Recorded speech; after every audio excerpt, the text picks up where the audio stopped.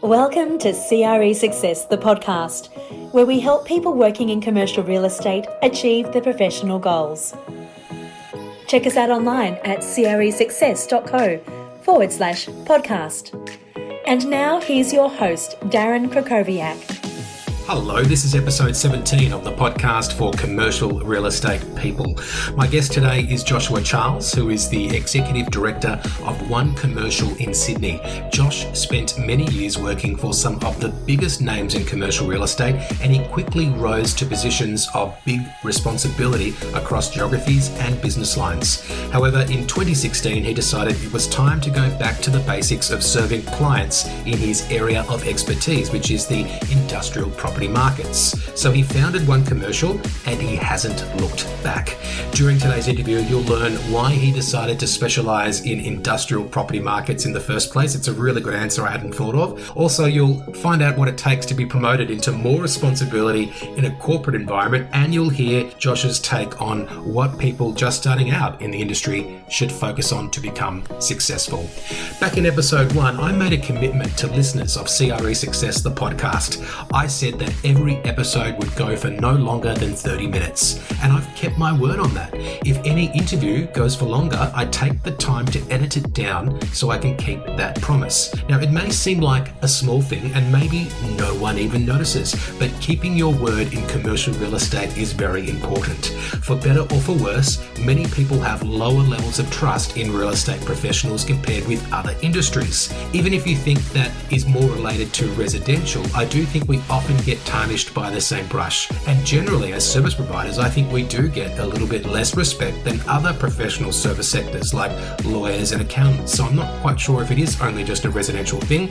What it does mean, though, is that we have less scope to not keep our word. When we are caught not meeting our commitments, it can prove a bias that already exists. So next time you promise to call someone back within a certain time period, make sure you make it a priority to do that. Even if the update is, there is no update, it's better to keep your word and make that call than it is to feed into someone's existing stereotypes that people in real estate are not to be trusted. Here's something that you can trust. I've got an excellent interview with Joshua Charles of One Commercial coming up in 30 seconds. Join pioneering landlords and property managers using technology and data powered by the leader in commercial property management software, Released. Born on the cloud, Released gives you centralized management of your portfolio with instant access to client and lease information across property managers, landlords, accountants, and tenants. With Released Smart Automation, managing single to large multi-tenanted properties with complex outgoings is a breeze, driving real-time insights so you can make proactive data-led decisions. Visit re-leased.com to find out more.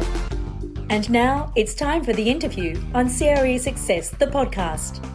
Josh, welcome to CRE Success, the podcast. Fantastic, Darren. Thanks for having me. Well, the first thing that we do is we step into the virtual elevator for your elevator pitch so we can find out who you are. Josh, who are you? Yeah, thanks, Darren. Joshua Charles is my name. I've now been in commercial real estate for around 24 years. I had my first job straight out of high school into residential property management. And from that, I went into a small commercial firm in the suburbs. And following that, I went into Collier's Jardine and then International. It became, I spent about 8 or 9 years there, became their youngest director. And then I think it was the age of 28, 29, moved across to CBRE. I was recruited to run their South Sydney office. Again, I was their youngest managing director at CBRE. And then after about 3 or 4 years running that South Sydney business, I was then made the regional director for Australia, New Zealand for all of CBRE's industrial investments and logistics groups. And then spent a couple of years with Cushman & Wakefield when they launched in Australia as the managing director of their capital markets group, which is code for big investment sales. So I was also the managing director of both of all of their New South Wales business units as well. And then about 4 or 5 years ago, I started my own firm, One Commercial, and we haven't looked back. Awesome. Well, I look forward to hearing about One Commercial, but Given that impressive career trajectory that we've just heard about, I'd love to hear about how you've managed to maneuver your career and continually take on more responsibility. How have you found yourself gaining those opportunities as you've progressed through the organisations? In commercial real estate, being able to be a producer, to deliver on what companies expect of you in terms of sales and leasing and certainly financial is a massive part of it. And you're not going to move up the tree if you aren't able to do that part. And fortunately, I was very good at that at a young age, and I was delivering on transactions and fees to the companies that I was involved in, probably above my years in terms of experience. And then the second part of that is, I think, putting yourself in the position where letting those people above you know that you not only want that next role, but that you're ready for it. And I think that's been a really big part of it, is not sort of standing by and being a bit of a wallflower and waiting for opportunities to come to you, but making sure that you're managing the situation, that those people making those decisions are aware of your ambition and showing them that you're willing and able to do that job. I couldn't agree more. I think one of your achievements that's been quite impressive has been, while you've taken on all this responsibility throughout your career, you've also remained one of the top producing individuals while leading these market-leading firms. So does that mean that your primary leadership approach is to lead by example? Yeah, look, absolutely it is. And I think it's a really important part of commercial agency in a big firm. It's very, very common for people to get into more senior positions, particularly some of the roles that I've had, and take their foot off the gas in terms of fee generation and dealing with clients, which ultimately is what got them to that position anyway. And it's almost a situation that shouldn't be allowed to happen. You shouldn't take your best fee earners and best client interaction talent and then move them into a senior role and expect them to run a business and move away from what got them there in the first place. And I'll give you an example. And this is my brother was a police officer for 20 years, and he became the youngest chief inspector of Sydney City Police Station, and eventually moved out of the police not long after. And I said to him, why? And he said, look, I'm not a police officer anymore. I'm an administrator. And it comes back. It was a really good learning curve for me, in that when you get to these really senior positions, you've got to be careful not to just become an administrator. That's not what you're being paid for. You're being paid to be the leader of a group because you were really, really good at what you did. So don't let that part go. So does that mean that commercial real estate as an industry should bring in other leaders to do that administration and not take away their top performers from their day-to-day jobs? Or does it mean that you need to sort of walk and chew gum at the same time and do both if you're able to? I think for many, many years, it has, to use your vernacular, it has been a walk and chew gum scenario. And, there's been plenty of examples of it working, but similarly, there's been many examples where it probably hasn't gone the way that it should have. I'll give you another example. When I first went over to CBRE, I was running their South Sydney office. And I think when we started there, it was probably about 7 or 8 people. I ended up taking that to about a 35-person office in 3 or 4 years. And we were the second highest, most profitable office in the Asia Pacific region on a percentage basis, behind Tokyo.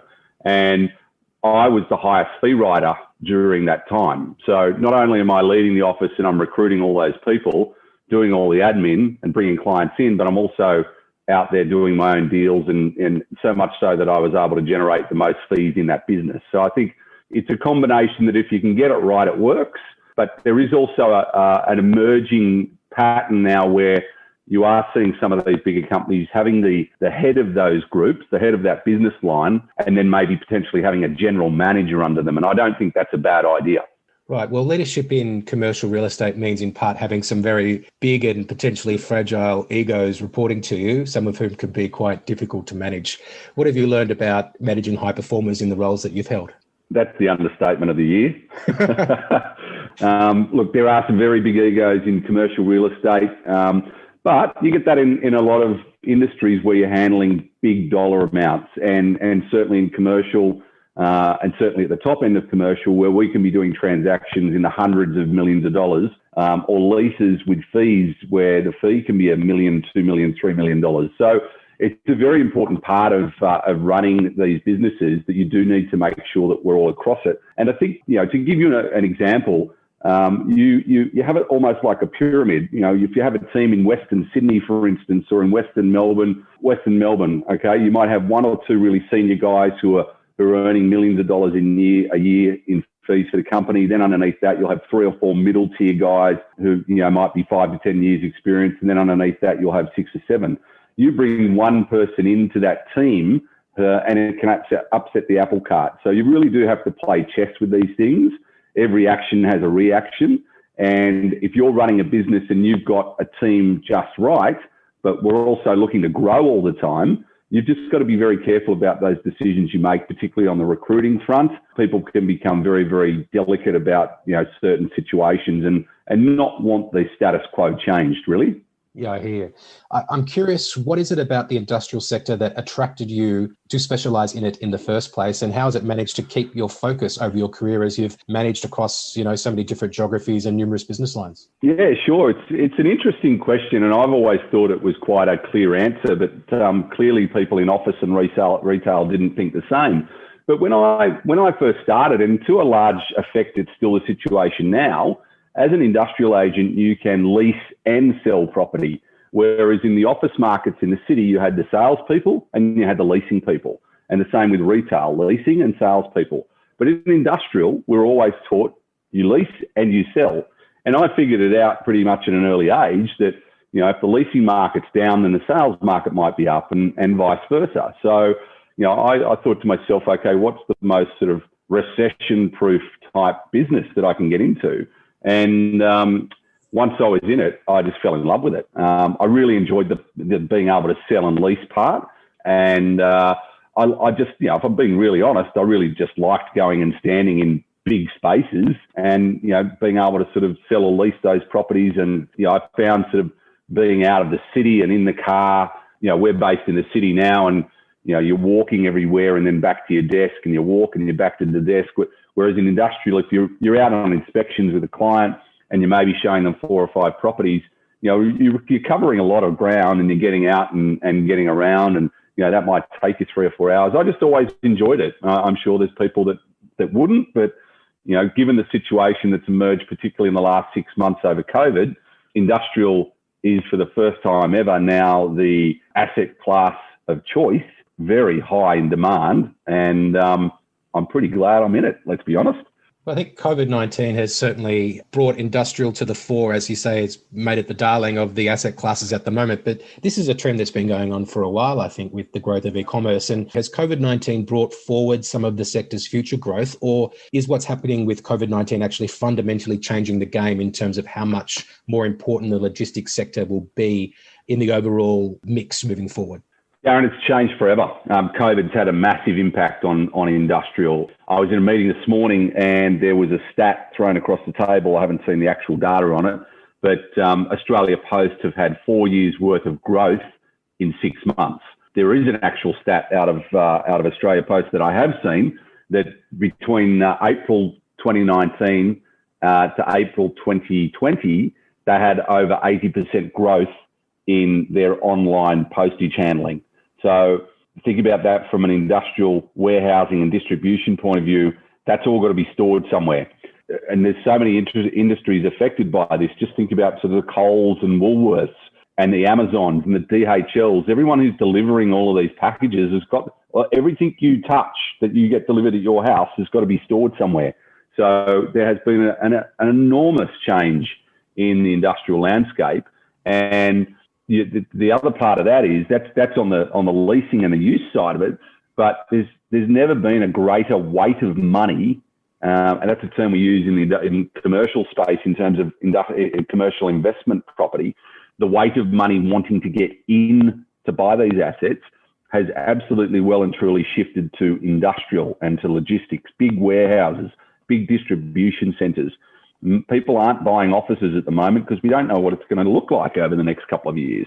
People aren't necessarily excited to buy retail centres because, again, are people going to have the same sort of retail footprint that they have had over the last 10 or 20 years in the next 5 years? There's certain views on that. But the one view that everyone agrees on is that warehouses are are going to be used a whole lot more. Well, in early 2016, you were arguably at the top of your game and you decided to venture out and start your own business, which is One Commercial. Can you tell me how you arrived at the decision to branch out on your own?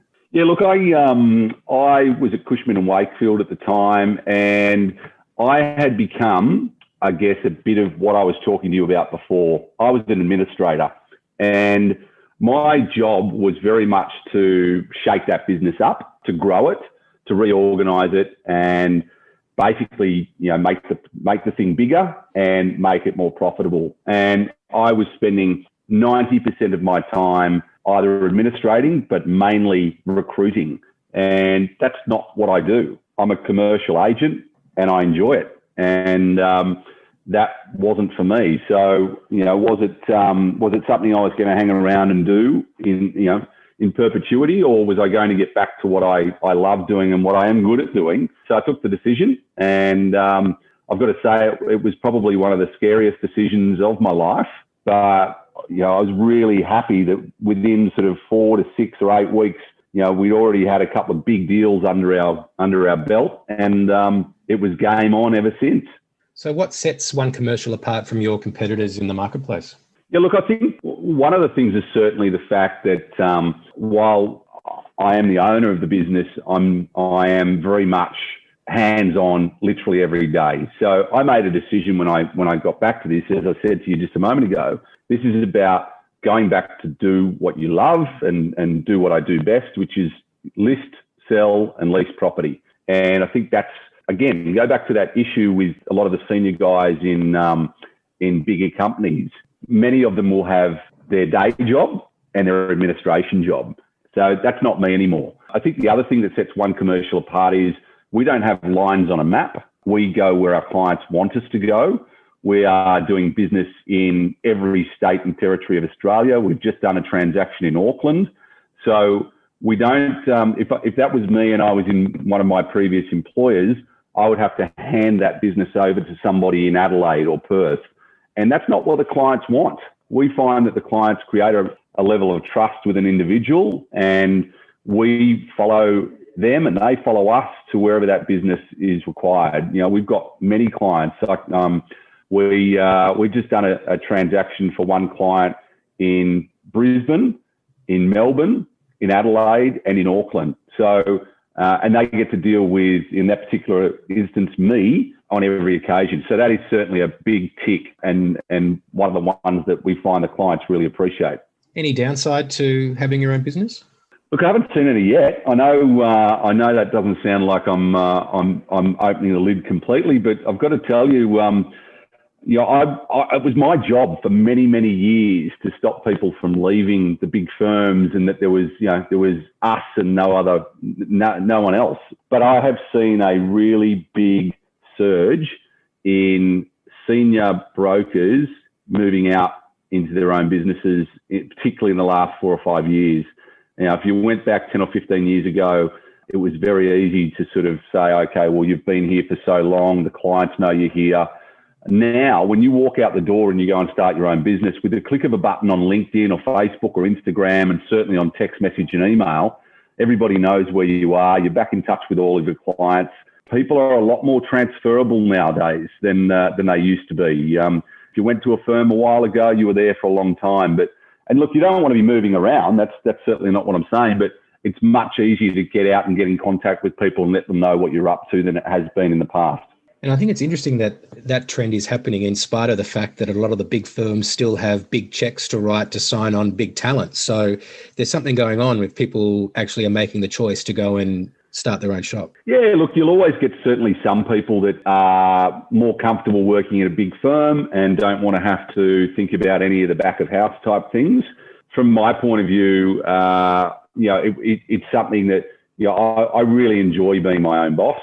I enjoy being able to select the people that come and work with us. And we have a great team of people who are really dedicated to their craft, very focused. We put a lot of emphasis on training as well. So from my point of view, I can create the type of work environment that I like. And, I'm sure that there's plenty of guys out there that really enjoy being with the big firms. Josh, let's move forward and talk about success. And I know that you've made a real concerted effort to contribute to the conversation of what it takes to be successful in our industry.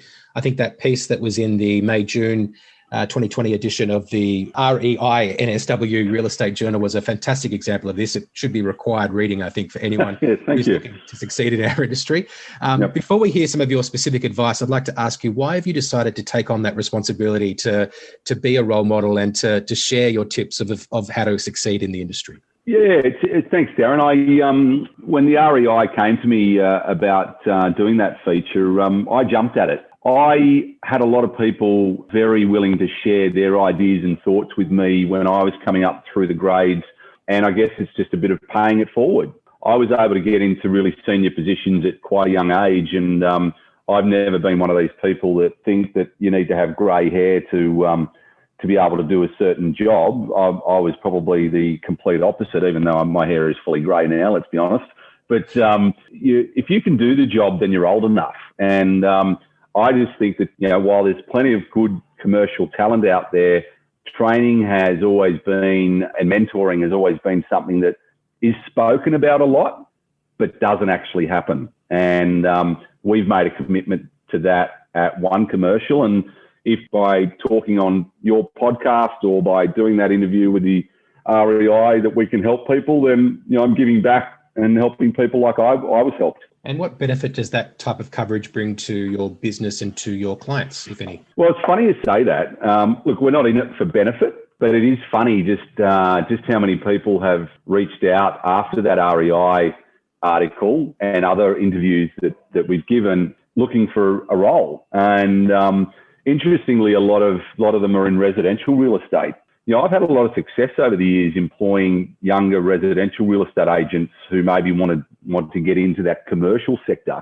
And so that, as I say, we're not looking for a benefit from it. It's more of a thank you to the industry that's given me everything. But yeah, there have been some positive side effects. So can you tell me now, what are some of those tips that you have given in an article like that and others about what it takes to be successful in commercial real estate? Yeah, look, there's a couple of different answers to that, Darren. I suppose, are we talking about newer, younger agents? Yeah, let's go with that. Yep. Okay. Well, look, I think I've always been I got very lucky when I started with Colliers. I went into a team in the South Sydney industrial business, and I was surrounded by some really, really high achievers. I always use the analogy, I didn't learn to snow ski, until I was about 21. And all my friends were great skiers. So when I started going skiing, it was pretty much, learn the basics over half a day, and then we're going on the black runs, keep up. So, and I used that because once I was in that Colliers team in that South Sydney business, everybody was really good at their game. And if you didn't get up to that level pretty quickly, you're going to be left behind. So my advice for anybody is to go and find, a really good role model and attach yourself to them. I've said it before, I'll say it again. Some people, particularly in this market, there's very high unemployment rates. People should probably be looking at, potential sort of work experience or internships where they can, they're a minimal cost to a firm, but they get to have a look behind a curtain. They get to talk and sit near those successful people every day. So I think that's a big thing. Probably one of the biggest things is that this is an energy game, what we do. I'm more energized at what I do today than I've ever been in my career. I pride myself on my work ethic, but that would be just a sideshow if I wasn't coming to work every day with that energy ready to go. So making sure that you're rested, making sure that you've got time for your family and everything outside of work. But, we've had examples recently where, you might have a situation where you've got somebody who's a little bit too more interested in their weekends than what's going on Monday morning. That's not going to work. And in this industry, there is such big competition that if you don't turn up with all guns blazing, you're just not going to be able to cut it. Well, Josh, I think one way that you've really set yourself apart from the competition recently is through the social media coverage and activity that you have. And that's how I originally came across you. I saw some of your great videos that you put on LinkedIn. And how have you come to realize, or why did you decide to start a social media strategy when it comes to how you promote and connect with your audience and with your network? Yeah, it's really interesting, isn't it? And it's something that I've probably only been doing now for about 18 months. I go back to when I first started in real estate. We'd print out 300, 400, 500 canvas letters, and you'd post date them. So you'd print them out today and you'd date them for 2 days from now. So you'd have time to sign them and envelope them. And I'd literally take them home. And these are all to everybody in your market, telling them what's going on. You've just sold this. I've just leased that. Fast forward to today, and at the click of a button, I can be at a property, do a video and put that online, which I literally did this morning and yesterday. And thousands of people can see what's going on, and then you get that brand recognition straight away. So there is a lot of that potential for top of mind advantage in our business, Darren. What's to say that the morning that I put something on Instagram and one of our potential clients sees it, they're not going out to agents that morning saying, "Okay, guys, we need a submission from 3 agents for the sale of this $100 million asset." And I can tell you that actually has happened, that exact scenario. So we're buying ourselves a seat at the table and making sure that we're not as big as some of the big firms. We've got to make a bit more noise with what we've got. Yeah, social media is a bit of a democratizer, a level playing field. It is.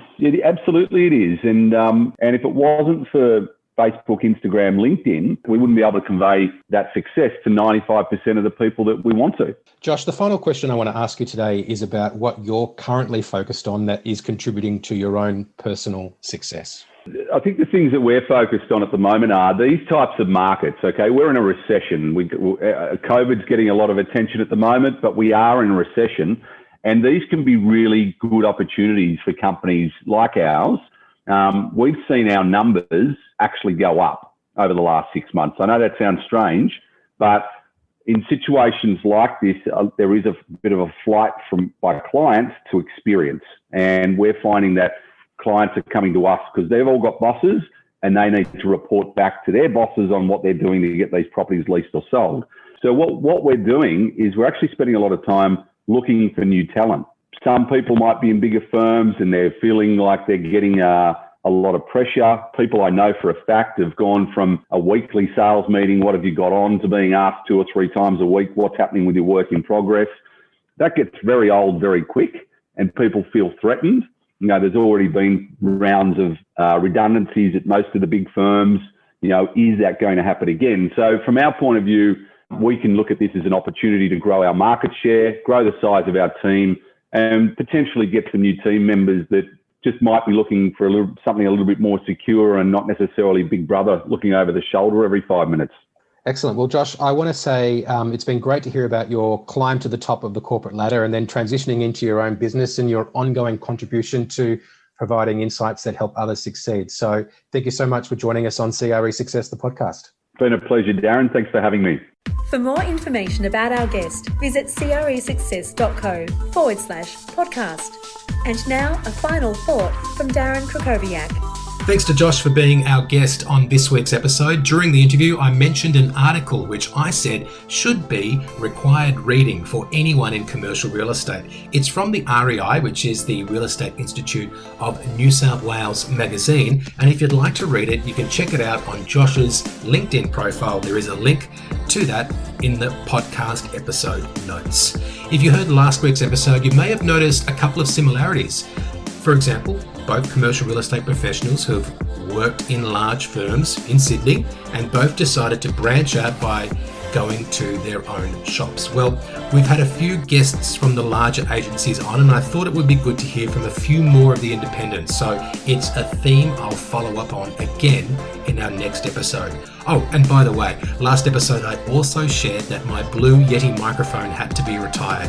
Well, thanks to those very efficient warehouses which were a part of today's episode, my new one has already arrived, and this one is even blue. You can check out a picture on our Instagram page, which is at CRE Success, if you are interested. That's all we've got time for today. Thanks so much for listening, and I will speak to you soon. Thanks for listening to CRE Success, the podcast. If you enjoyed this episode, make sure you subscribe to us on your favourite podcast platform and be sure to leave us a 5-star review. For more information about the show, just check the show notes on your podcast app or visit us online at cresuccess.co. I recently visited one of Hub Australia's beautiful workspaces in Melbourne. Hub is Australia's homegrown premium flexible workspace operator with over 3,000 members across Brisbane, Sydney, Melbourne and Adelaide.